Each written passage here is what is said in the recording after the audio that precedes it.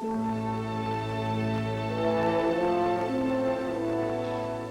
the matter? Nothing. Nothing? It's silly. It's just a building. Not for you or me. It was 1,000,000 years ago. Who even remembers it?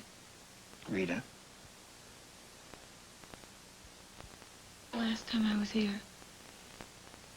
All those things I had to talk about. Look, as soon as I get through talking to Mr. Fowler, we'll get out of here.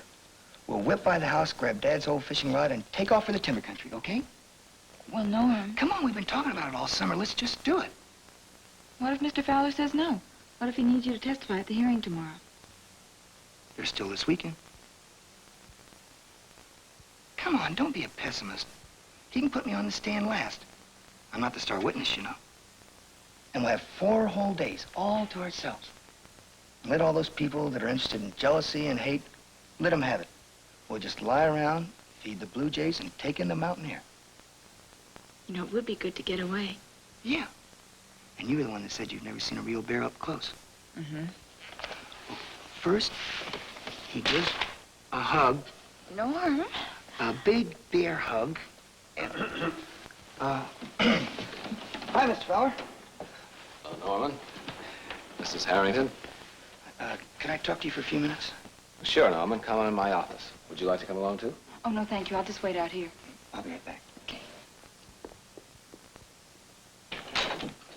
Come in, Norman.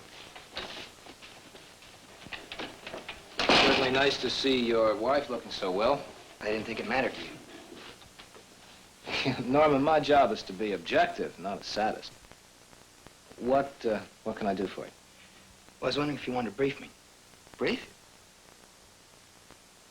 When you were called as a witness in Rodney's case, did Stephen brief you? Sure. Otherwise, I would have been so shook up, I wouldn't know what to say to anything. Well, there's no need to be shook up this time, Norman. Just answer my questions exactly the way you feel. Okay. Yes? Well, Rita and I kind of wanted to go camping. Oh, well, why don't I put off calling you till Monday, then? That'll give you 4 days. That'd be great. Thanks, Mr. Fowler.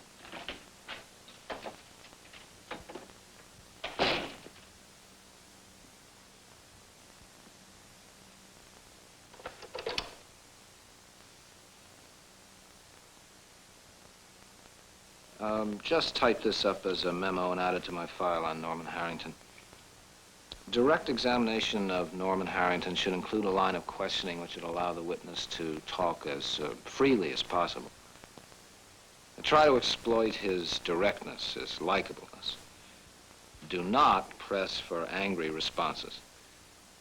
The contrast between the character of the witness and the character of the defendant sitting at the defense table should be obvious.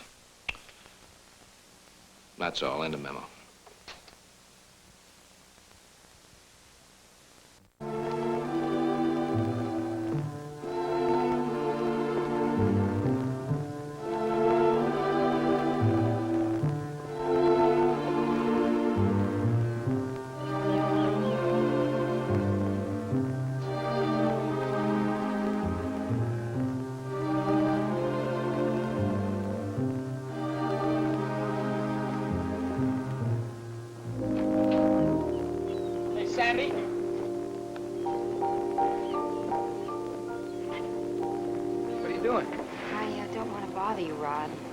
Talk to someone.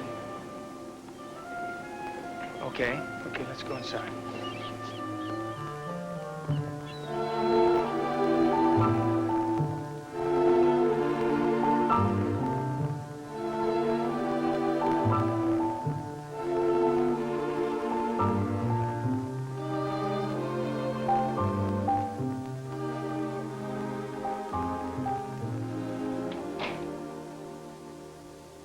Standing out there?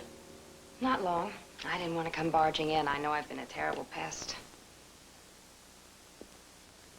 Tell me, what if I hadn't seen you? You don't think much of me, do you? I wouldn't blame you. I guess I've come on to you about 50 times. So you've come on. It's just that I've never met anyone like you before. There's nothing special about me. I think there is. Look, Sandy. I'm not coming on now, Rod.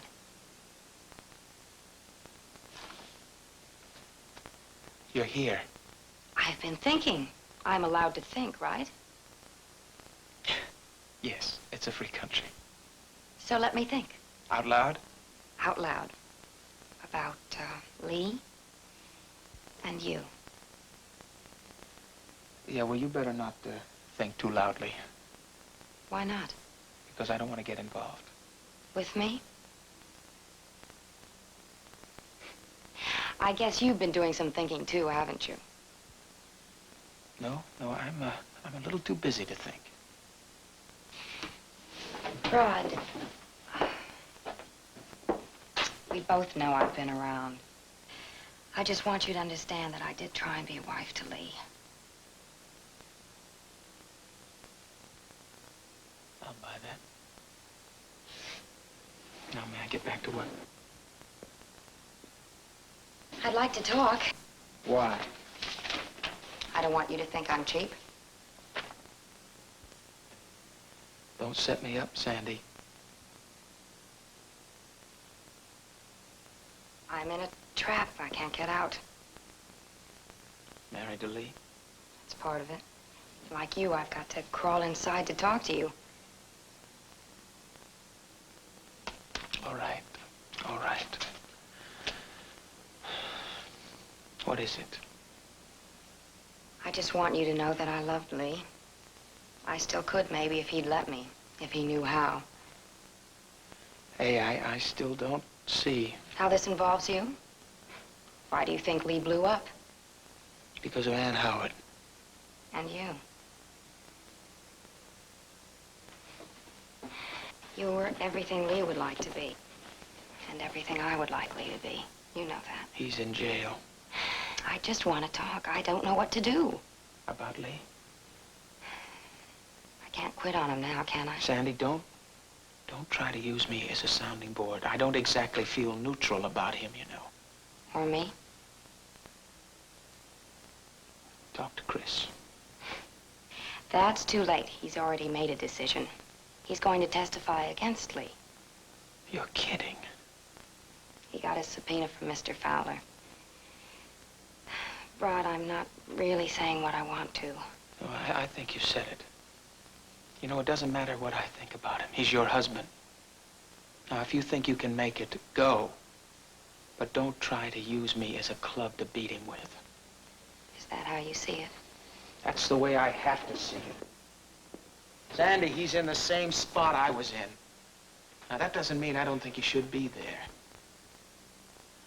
But I know what it's like.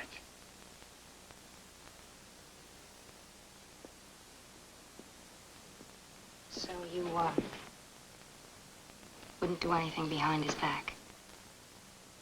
That's what we're talking about, isn't it? Do you really think I'm that cheap? All right, I understand. Thanks. Let's go.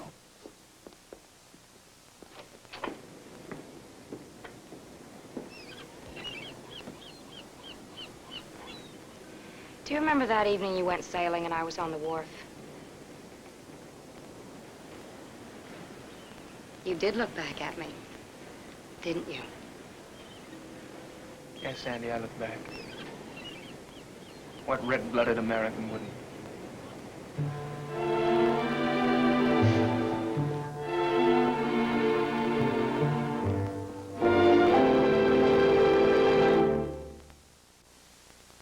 Preview from the continuing story of Peyton Place.